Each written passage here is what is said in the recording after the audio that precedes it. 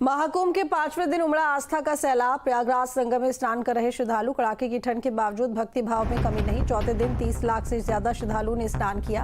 अब तक 7 करोड़ भक्तों ने लगाई आस्था की डुबकी। दूसरे अमृत स्नान की तैयारियां भी शुरू हो गई हैं। श्रद्धालुओं की सुरक्षा के लिए पुलिस बल भी तैनात है। तो बता दें कि 5वां दिन है महाकुंभ का और लगातार भीड़ बढ़ती जा रही है। अब तक 7 करोड़ लोग स्नान कर चुके हैं। चौथे दिन 30 लाख से ज्यादा श्रद्धालुओं ने स्नान किया है और दूसरे अमृत स्नान की तैयारी यानी कि मौनी अमावस्या के दिन जो स्नान होगा उसको लेकर भी तैयारियां तेज हो गई हैं। मुख्यमंत्री योगी आदित्यनाथ खुद तमाम इंतजामों पर नजर रखे हुए हैं। श्रद्धालुओं की सुरक्षा के लिए भारी संख्या में पुलिस बल तैनात है। लगभग 60,000 पुलिस बल यहाँ कुंभ के मेले में तैनात लोगों की सुरक्षा के लिए और इसके साथ ही तमाम इंतजाम पुख्ता। तो बता दें आपको कि कड़ाके की ठंड के बावजूद भक्ति भाव में कोई कमी नहीं है और सर्दी पर ठंड पर भारी है आस्था का भाव। ऐसे में देश और दुनिया से लोग पहुंच रहे हैं कुंभ के मेले में डुबकी लगाने के लिए, मोक्ष के लिए। अविनाश हमारे साथ में जुड़े हुए हैं मामले पर ज्यादा जानकारी के लिए। अविनाश, अब ज्यादा दिन नहीं है तीसरे अमृत स्नान के लिए। दूसरा जो अमृत स्नान होना है और ये तीसरा नहान होगा। ऐसे में खुद मुख्यमंत्री योगी आदित्यनाथ नजर रखे हुए हैं, तमाम इंतजामों को लेकर अपडेट लेते हैं और दिशा निर्देश भी देते हैं। अब क्योंकि अभी तक 7 करोड़ लोग डुबकी लगा चुके हैं, ये तो साफ है कि आने वाली इस मौनी अमावस्या के स्नान पर ये आंकड़ा लगभग हो सकता है कि 10 करोड़ के पार हो जाएगा। हालांकि 7 करोड़ तो अभी 5वें दिन ही हो गए हैं और अगर हम एक दिन की बात करें, जैसे कि दूसरे दिन जो अमृत स्नान हुआ था उसमें हमने देखा था कि 2.5 करोड़ लोग पहुंचे थे। तो मौनी अमावस्या के दिन जाहिर तौर पर 4 करोड़ की अगर ये आंकड़ा पहुंच जाए इस संख्या में तो इसमें कोई आश्चर्यजनक बात नहीं होगी। अविनाश, बिल्कुल, देखिए, और सरकार और प्रशासन इसी तैयारी में जुटी भी है क्योंकि एक दिन पहले ही मुख्यमंत्री ने इसकी समीक्षा भी की है और मुख्यमंत्री ने तमाम तरह के निर्देश जारी किए हैं कि मौनी अमावस्या को लेकर खास तैयारी होनी चाहिए। लेकिन एक तस्वीर आपको दिखा दूं। दरअसल कुंभ वो जगह है या कह सकते हैं कि संगम वो जगह है जहां पर क्या आम और क्या खास, हर कोई संगम में डुबकी लगाने पहुंचता है। और राकेश टिकैत जो किसान नेता हैं वो भी यहां पर संगम में स्नान के लिए पहुंचे हैं। आपको तस्वीर दिखा दूं। दरअसल ये वीआईपी घाट, चूंकि जो वीआईपी जाते हैं उनके लिए इस घाट को बनाया गया है कि वो यहां से जेट्टी से या फिर नाव से जाते हैं संगम पर और वहां पर स्नान करते हैं। तो राकेश टिकैत जो किसान नेता हैं वो पहुंचे हैं और अब से थोड़ी ही देर बाद रवि किशन जो कि भोजपुरी फिल्मों के बड़े अभिनेता हैं वो यहाँ पर आएंगे, यहाँ पर स्नान करने के लिए। तो ये तस्वीर है इस वक्त संगम की। और देखिए, राकेश टिकैत, चूंकि अभी थोड़ी देर पहले इनसे बातचीत हुई, इन्होंने कहा कि यहाँ पर व्यवस्थाएं बहुत ही अच्छी हैं, बहुत दुरुस्त हैं। हालांकि राकेश टिकैत ने यह भी कहा कि इस पर कुंभ पर राजनीति नहीं होनी चाहिए। लेकिन देखिए, अगर हम ओवरऑल पूरे कुंभ की बात करें, प्रयागराज की बात करें, महाकुंभ की बात करें, संगम की बात करें, तो जो भी श्रद्धालु यहाँ पर आ रहा है वो खुश होकर जा रहा है। कुछ श्रद्धालु भी हैं इस वक्त मेरे साथ यहाँ पर मौजूद हैं, उनसे बातचीत भी कर लेते हैं। कहाँ से आप लोग? मैं तो प्रयागराज से ही। अच्छा, प्रयागराज से ही। आप कहाँ से मैम? फरीदाबाद। अच्छा, फरीदाबाद से हैं। तो स्नान वगैरह हो गया आप लोग? अभी नहीं, वेट कर रहे हैं। अच्छा, वेट कर रहे हैं। अच्छा, कैसा फील हो रहा है यहाँ पर आकर संगम किनारे, या एक्सपीरियंस कैसा रहा आप लोगों का? वैसे तो बहुत अच्छा है, लेकिन हम अभी आए हैं तो एक्चुअली अभी एक्सपीरियंस करना बाकी है। पर टेक्निकली बहुत अच्छा, तो ऐसे तो बहुत अच्छा लग रहा है। व्यवस्थाएं कैसी लग रही हैं आप? बहुत अच्छा है, इट्स रियली गुड, बहुत अच्छी व्यवस्था है। तो देखिए, ये श्रद्धालु जो भी पहुंच रहे हैं, जो भी यात्री यहाँ पर आ रहे हैं, सबका यही कहना है कि काफ़ी अच्छी व्यवस्था है और हर कोई आकर यहाँ पर प्रफुल्लित हो रहा है।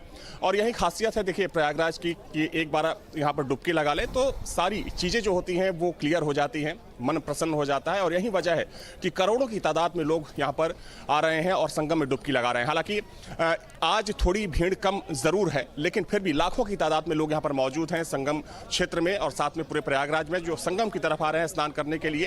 तो अब चूंकि इसके बाद अगर 29 जनवरी की बात करें तो 29 जनवरी को जो मौनी अमावस्या है उसका स्नान होना है और उसकी तैयारियों में कुंभ प्रशासन जुटा हुआ है। और साथ में अगर हम सरकार की बात करें तो सरकार की तरफ से भी ये कहा जा रहा है कि श्रद्धालुओं के लिए जो भी व्यवस्थाएं होनी चाहिए वहां पर पहले से सुनिश्चित कर ली जाए।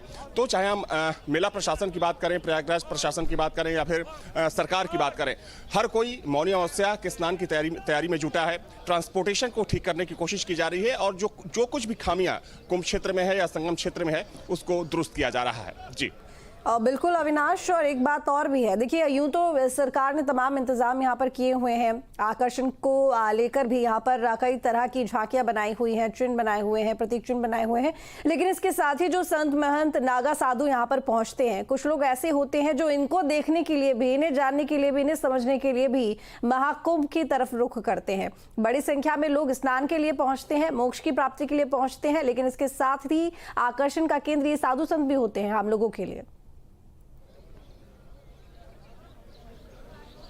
बिल्कुल सही कहा आपने। देखिए, इस वक्त अगर हम महाकुंभ की बात करें, संगम क्षेत्र की बात करें, तो यहाँ पर कई तरह के रंग बिखरे हुए हैं। और आपने बिल्कुल ठीक कहा कि तमाम ऐसे लोग होते हैं जो नागा साधुओं को, और जो पूरे देश भर से जो साधु आते हैं उनको देखने के लिए यहाँ पर आते हैं। क्योंकि अगर हम नागा साधुओं की बात करें तो नागा साधु जो होते हैं वो सिर्फ कुंभ में ही नजर आते हैं।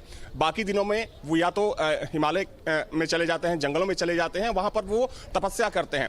तो महाकुंभ वो अवसर होता है जब आम लोग इन साधुओं का आशीर्वाद प्राप्त कर सकते हैं। क्योंकि उसके बाद चूंकि 6 साल का इंतजार करना पड़ेगा अर्ध कुंभ के लिए, 12 साल बाद महाकुंभ आता है, तो निश्चित तौर पर एक बड़ी जो तादाद होती है, और खास तौर पर देखिए इस बार तो हम लोग देख रहे हैं कि युवाओं की एक पूरी फौज महाकुंभ में दिखाई दे रही है, जो पहले कभी नहीं देखी गई।